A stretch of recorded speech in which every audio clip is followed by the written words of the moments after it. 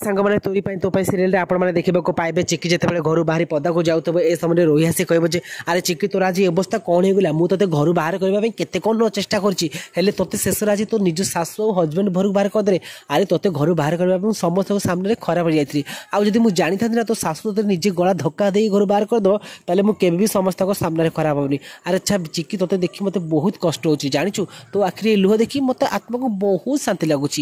तू जहाँ मो साथ करना से तू ठीक करूँ से तो मम्मी तोते आज एक दंड देती अरे तू एठी कौन सब लुह सारीदेबू ना कौन बाकी लुह किसी रखी था कारण तो मम्मी तो तोते सारा जीवन एकुटिया रही कहीदेची ना आ तू बाकी लुह गुड़ा कौटी सारू चिक्की एत बहुत कांद आते रोही कहे एठी ठिया ही कांदिले कौन हम तू ये बाहरी जा जा गेट आउट आमती कही चिक्की जो कांदुवे से रोही चिक्की को बेग को उठे पदा को फोपाड़ी दिया चिक्की मन जो बहुत जोर से भांगी जाए तेज फ्रेंड्स राम कौन सतरे चिक्की पुणी थे घर को फेरी आने जब हाँ ताले आमको येस बोली कमेंट कर लिखु आज वीडियो भल लगे वीडियो को लाइक करने सहित चैनल को सब्सक्राइब करेंगे रोचु नमस्कार।